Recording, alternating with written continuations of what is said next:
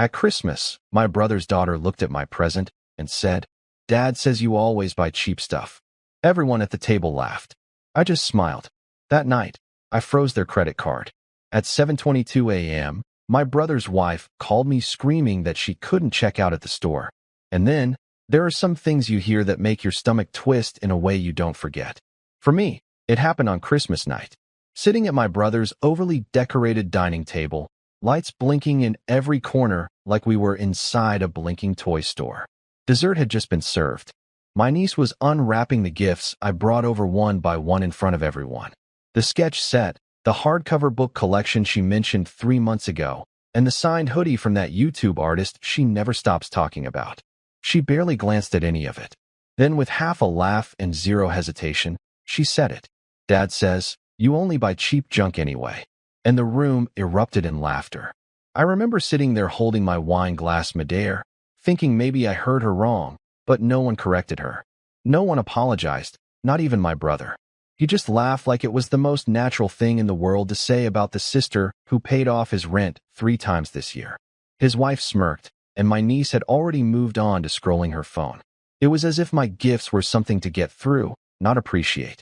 I didn't say anything.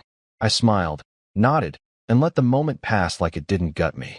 I didn't remind them that I'm the one who sent $500 last spring when their water heater broke, or the one who paid for my niece's art camp last summer when they said they just needed a little help. I didn't say a word.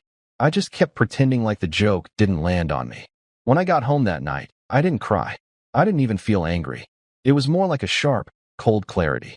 I suddenly realized I'd been funding people who thought of me as a walking bank account, not a person.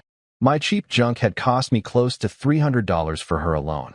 Add in the tickets I got my brother, the brand-name purse for his wife, and the other things I threw into the bag last minute. I'd spent over $800 just to be insulted in front of my own family. That's when I opened my laptop.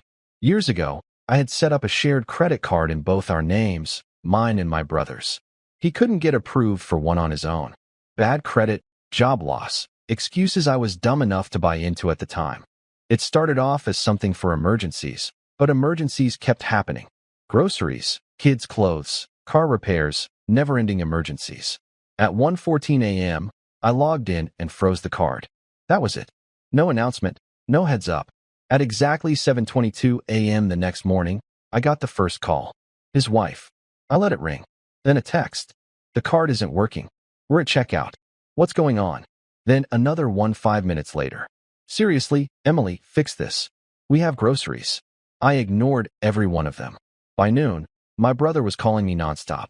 Then came the messages, accusations, guilt trips, mock apologies. "You're really doing this over a joke.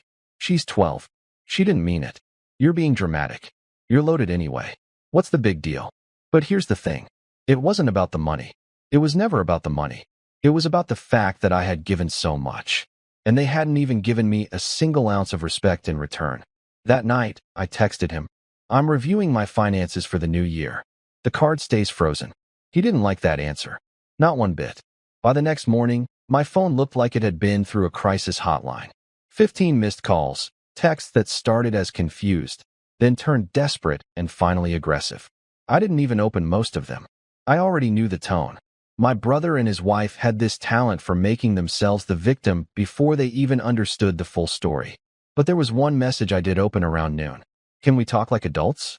I replied, "If it's about money, there's nothing to talk about." 2 hours later, he was on my doorstep. I hadn't seen my brother in person without his wife in years. He looked like he hadn't slept. No apology, no humility, just this mixture of panic and annoyance like I had inconvenienced him. I let him in. I didn't ask how he found the time to drive over. I didn't ask where his wife was or what crisis had led to this personal visit. I just sat across from him in my kitchen and waited. He started with small talk, tried to act like he wasn't there to beg. He mentioned something about the holidays being stressful, about his car needing a new battery, about how tight things were financially, and how they just put a big grocery haul on the card when it got declined. Then he leaned forward and said it. "We thought you were family, Emily. Family helps each other." It was like he thought that line would fix everything. Like those words held weight coming from someone who never helped anyone but himself. I asked him one question. "In the last 5 years, what have you done for me?" He looked caught off guard. Said something about emotional support. Said I never asked for help. Said I never let them be there for me. That's when I realized he believed it. He genuinely thought being my brother gave him a lifetime pass to take. No matter how much I gave, it was never enough to buy respect. I reminded him that I'd paid off part of their rent 3 times last year. That I paid for his daughter's summer art program. That I bought Christmas gifts for every member of his family while they spent the season complaining about how I always had it easier. And then I told him something I probably should have said years ago. You're not getting another dime from me ever. The room went still. He tried to turn it around. Of course, that I was punishing a kid. That I was holding a grudge over one comment. That his daughter didn't mean it. He accused me of acting like I thought I was better than them. I didn't flinch. I told him I wasn't angry. I just finally saw things for what they were. I told him I was done being their backup plan, done bankrolling their bad choices while they laughed about me behind my back. He left without a word, slammed the door like he still held the moral high ground. I knew what was coming next. His only move left, our parents. And right on cue that evening, my mom called. Her voice was soft. She said she didn't want to take sides, but she'd heard there was tension, and maybe we could work something out. Maybe I could just unfreeze the car until the new year, just for groceries that I didn't dodge it. I told her everything, start to finish. What my niece had said, how everyone laughed, the money I'd given, the support I never got back, the years of feeling used. I told her this wasn't about one comment. It was about finally accepting that they didn't respect me. There was a long pause. Then she asked quietly, how much have you spent on them this year? I opened my spreadsheet. I keep one. I'm a lawyer, and patterns matter. $6,820 in a year. Rent, camp, clothes, birthdays, bills. Not a dollar repaid, not even acknowledged. She stayed silent for a while, then finally said something I never expected. That's not your job. It never was. An hour later, my dad called. No small talk, no pretending, just blunt disappointment. Not in me, but in my brother. He said it was shameful for a grown man to expect his younger sister to carry his family. Said he'd talk to him directly. Said I had already done more than enough.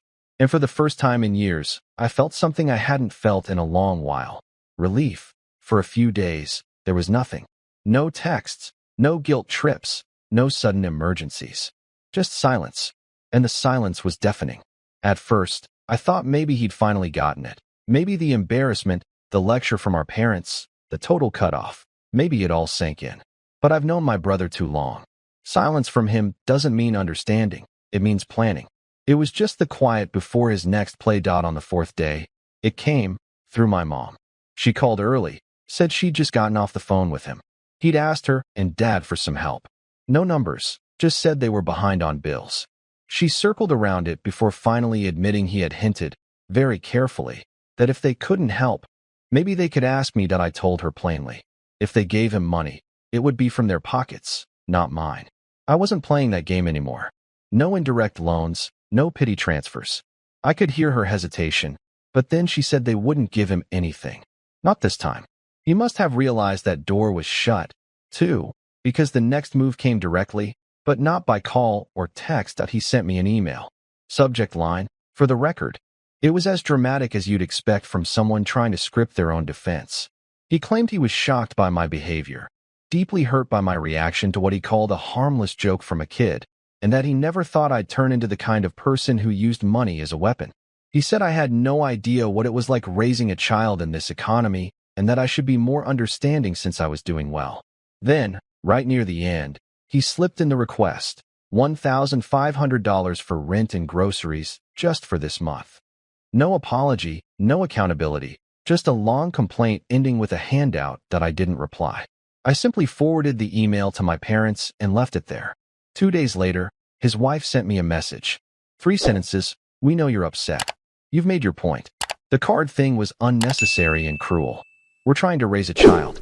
I didn't reply to that either. At that point, there was nothing left to say, and then something strange happened. I started to feel human again. My phone wasn't buzzing at all hours with their problems. No updates that were really just requests. No pressure to come through just one more time. I wasn't reshaping my paycheck around their emergencies. I wasn't double-checking my savings every time school season or a birthday was coming up. For the first time in years, I was simply living my life that I started making plans again. I booked a solo trip for the spring, Italy, finally. I replaced the old washer and dryer I'd been putting off because I always felt guilty spending that money on myself. I bought the winter coat I'd always told myself I didn't really need. I started laughing again, sleeping better, going through entire weekends without a single text begging for help. It was never really about the money. It was about the constant weight of being the fallback, of being everyone's safety net while being treated like I didn't deserve respect. And just when I started to believe maybe he'd let it go, he did what he always does. He came back. This time, with my niece. It was a Saturday morning, gray and damp, the sky the color of wet concrete. I was halfway through making coffee when someone knocked at the door. I wasn't expecting anyone. I almost never get visitors, especially unannounced. When I opened it, I froze. My niece was standing there, backpack on, oversized hoodie, looking up at me like this was normal. Before I could speak, she said, "Dad dropped me off. He said you owe me an apology, and I'm supposed to stay here until you say it." I just stood there, waiting for her to laugh, to say she was kidding. But she wasn't. There was no car idling at the curb, no parents waiting around the corner. Just her, with her little rolling suitcase, standing on my porch. She walked in like she owned the place, bag in the hallway, shoes off, straight to the couch. I followed, still stunned. She said Dad dropped her off that morning, told her I needed to remember what family means. Then she added, "He said you're selfish because you don't have kids." That one stung. But she wasn't the problem. She was being used as a pawn. I made her breakfast. She stayed on her phone most of the morning, quiet, then later started chatting about school and TikTok. By afternoon, she asked if I was still mad about Christmas. I told her no. I was upset that no one corrected her, that repeating cruel jokes wasn't okay. Then she asked if I'd really bought the art set at the dollar store. Her mom had told her that. I pulled it out, the boutique set, carefully wrapped, and handed it to her. She studied it, nodded, and said nothing. That night, I let her sleep in the guest room. My brother finally texted, "So, she's there. Good. Maybe now you'll see how unfair you've been. You owe her an apology." Not a word about her safety, just manipulation. I started a list in my notes. Every time they'd used me, every guilt trip, every dollar, every insult. This wasn't boundaries anymore. This was war disguised as family. The next morning, while eating breakfast, she told me at parent-teacher night her mom had said I only bought the art supplies so I could brag. Her teacher had told her she was talented. Then she asked me directly, "Is that why you bought it?" I told her no. I bought it because I believed in her. And I could tell she needed to hear it. Then came the real shock, an email from her school counselor. Subject line, concern regarding guardian status for Madison R. Her mom had hinted to staff that I might be handling school pickup and paperwork soon, planting the idea without telling me. The school wanted confirmation. Was I her guardian? Were there custody changes? I replied immediately, no guardianship, no agreements, no responsibility beyond the occasional visit. The counselor called, apologized, said they just needed clarity because Madison's mother had been vague but suggestive. I told her exactly what had really happened. When the school emailed asking if I was my niece's guardian, I realized her parents had started planting that idea behind my back. I confronted my brother. He brushed it off, saying I was paranoid, that I should just help a little more. I told him this wasn't about money anymore. It was about boundaries. About how they'd turned support into expectation, then obligation. When he tried to guilt me, I finally said it. "I don't want to talk to you anymore. You've used me long enough." That night, I promised my niece she could always call me, but her parents were on their own. It's been months since then. My phone is quiet. No guilt-laced texts, no sudden emergencies, no surprise Venmo requests. Just peace. I've been reading again, hiking, fixing up my home, and spending money on myself without guilt. For the first time in years, I feel free. Even my parents shifted. My dad told my brother he'd leaned on me too long. My mom said she was ashamed he let his wife talk about me while I paid their bills. The family finally sees the truth. I still check in with my niece. Light, simple conversations. She even sent me a drawing with a message. I know the sketch kit wasn't from the dollar store. Sorry I said that. That meant more than anything her parents ever could.